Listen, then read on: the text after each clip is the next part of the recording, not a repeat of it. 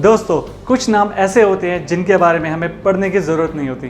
उन्होंने आज दुनिया में वो मुकाम हासिल कर लिया है कि हम उन्हें इस्तेमाल करें ना करें, हम उनके बारे में ज़रूर जानते हैं। इनफैक्ट सब ने उनका नाम सुना होता है। ये ब्रांड्स कहीं ना कहीं हमारे दिमाग में अपने आप अपनी एक इमेज बना लेते हैं। आज हम एक ऐसे ही ब्रांड की बात करेंगे, एडिडास। एडिडास जो आज पूरे वर्ल्ड में फेमस है और लोगों द्वारा इस्तेमाल किए जाने वाला दूसरे नंबर का ब्रांड है। जी हाँ, welcome to Adidas. All days I dream about sports. बहुत से लोग एडिडास ब्रांड को इसी नाम से जानते हैं, पर असलियत में एडिडास का नाम इसके फाउंडर एडोल्फ डैसलर के नाम से निकला है। एडोल्फ का एडी, डैसलर का डैस, एडिडास। चलिए बात करते हैं कि एडिडास की शुरुआत कहाँ से हुई और कैसे एडोल्फ डैसलर जैसे एक मिडिल क्लास फैमिली में जन्मे मामूली शख्स ने दुनिया का सबसे बड़ा ब्रांड क्रिएट किया। उनका जन्म जर्मन के एक छोटे से शहर हर्ज़ोगेनाराथ में हुआ। उस शहर में लोग शू फैक्ट्रीज में काम किया करते थे और एडोल्फ डैसलर के पिता क्रिस्टोफ भी एक जूता फैक्ट्री में काम करते थे, इसलिए एडी को भी इसमें इंटरेस्ट आने लगा। ऑल्दो उन्होंने अपनी एजुकेशन एज अ बेकर की, लेकिन एडी की रुचि हमेशा स्पोर्ट्स में ही रही। उन्हें दौड़ना काफ़ी पसंद था और उनकी फिनिश लाइन की ऊंचाई तो हम सब जानते हैं।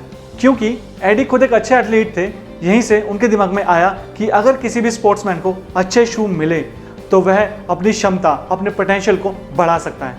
और फिर इस पर विचार करने के बाद सन 1920 में एडी डैसलर ने अपने भाई और दोस्त कार्ल जेश के साथ अपने घर के सिंक एरिया में से शूज़ बनाने का काम शुरू किया। 4 सालों तक उन्होंने अलग अलग, खासकर एथलेटिक्स को ध्यान में रखते हुए काफ़ी शूज़ बनाए। और फिर सन 1924 में एडी डैसलर ने अपने भाई के सपोर्ट से गैब्रिएल डैसलर शू फैब्रिक नाम की कंपनी को रजिस्टर करवाया। 1925 में एडी डैसलर ने चमड़े का एक एथलेटिक शू बनाया जिसके नीचे नेल स्टड यानी कील लगे हुए थे।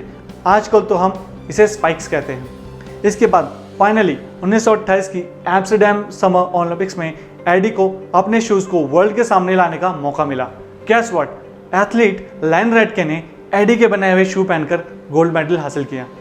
इस शूज़ के नीचे 6 नेल लगे हुए थे। बस फिर क्या था, इसके बाद एडी डैसलर ने दौड़ने वाले खिलाड़ियों के लिए अच्छे से अच्छे शूज़ बनाए और अपनी फैक्ट्री को और बढ़ाया।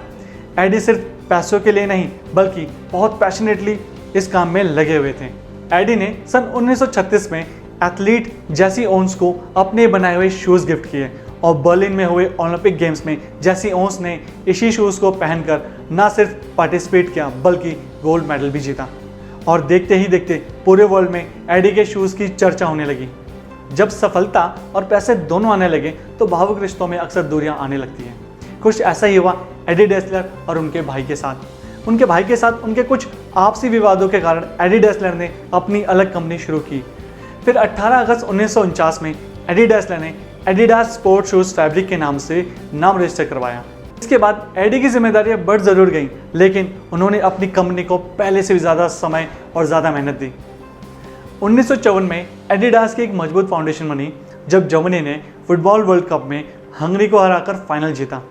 और इस जीत ने एडिडास और एडी डैसलर दोनों की किस्मत बदल दी, क्योंकि इसके बाद एडी डैसलर के बनाए हुए शूज़ को पहचान भी मिली और इसमें बदलाव लाने का स्कोप भी बढ़ा। अब जो शूज़ उन्होंने बनाए वो वज़न में भी हल्के थे और उनके स्टड को बदला भी जा सकता था। बस फिर क्या था, अब एडिडास एक ब्रांड बन गया और पूरे वर्ल्ड में एथलीट्स और स्पोर्ट्समैन इसकी चर्चा करने लगे। एडिडास फिर हर स्पोर्ट्स के लिए अपने शूज़ बनाने लगा, हर स्पोर्ट्स के अलग और एक्सक्लूसिव शूज़। आपने अक्सर सुना होगा कि एक सक्सेसफुल बिजनेस के पीछे एक पर्सनलाइज्ड आइडिया यानी कि एक पर्सनल प्रॉब्लम का सॉल्यूशन होता है। बिजनेस में जब एक पर्सनलाइज्ड टच आ जाता है तो वो यूनिवर्सल सॉल्यूशन बन जाता है।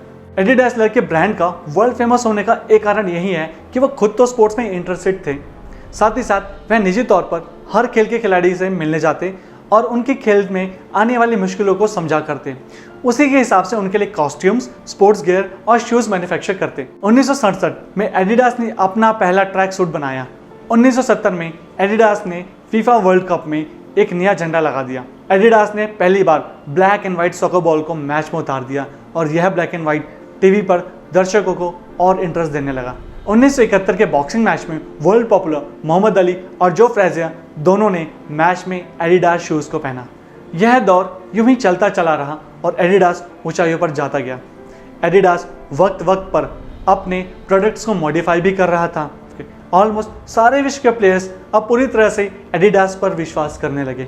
उन्हें अपनी गेम में एडिडास के शूज़ और प्रोडक्ट्स पर ही भरोसा रहता और बहुत ही खिलाड़ियों ने अपनी अच्छी परफॉर्मेंस के लिए एडिडास को क्रेडिट भी दिया। एडोल्फ डासलर का नाम और काम दोनों मिसाल बन गए थे, लेकिन 1978 में उनका 78 वर्षीय आयु में देहांत हो गया। सफलता के चरम पर चल रही एडिडास के लिए खबर अच्छी नहीं थी। उनकी पत्नी केट डासलर और उनके बेटे हॉर्स्ट ने एडिडास की बागडोर अपने हाथों में ली। इसके बाद हॉर्स्ट एक नया पर्सपेक्टिव लेकर आए। अब एडिडास ब्रांड नई वेंचर्स के साथ आगे बढ़ा। नई तकनीक, नए प्रोडक्ट्स, शूज़, अपैरल्स और बहुत सारे स्पोर्ट्स प्रोडक्ट्स। और अब एडिडास की ऊंचाई और भी बढ़ गई और बड़े पैमाने पर वो पूरे विश्व पर छा गया। इसके बाद नई टेक्नोलॉजी के साथ हर प्रकार के sports goods and apparels and shoes बनते चले गए। 2004 में एडिडास ने अपनी नई टैगलाइन निकाली, इम्पॉसिबल इज नथिंग, जिसने उभरते हुए खिलाड़ी को एक नई मोटिवेशन दी और यह स्लोगन पूरे वर्ल्ड पर छा गया। अब हर इंसान एडिडास के शूज़ और कपड़ों की ओर आकर्षित होता चला गया और एडिडास बहुत मजबूत हो गया। 2006 में एडिडास ने रिबॉक को अपने साथ ले लिया और दोनों स्पोर्ट इंडस्ट्री में एडिडास एजी के नाम से जानने लगी। एडिडास समय समय पर अपने प्रोडक्ट्स में बदलाव लाया और बेहतरीन से बेहतरीन प्रोडक्ट्स मार्केट में उतारे। 2013 में एडिडास ने शूज़ इंडस्ट्री में एक नया शू उतारा जिसे उन्होंने एनर्जी बूस्ट का नाम दिया, जिसे एथलीट्स और मैराथन प्रेमियों ने बहुत प्यार दिया। आज भी एडिडास के एड्स में आप अक्सर स्पोर्ट्समैन को ही देखोगे और काफ़ी जोशीले ऐड बनाते हैं एडिडास वाले। ये थे एडिडास की स्टोरी।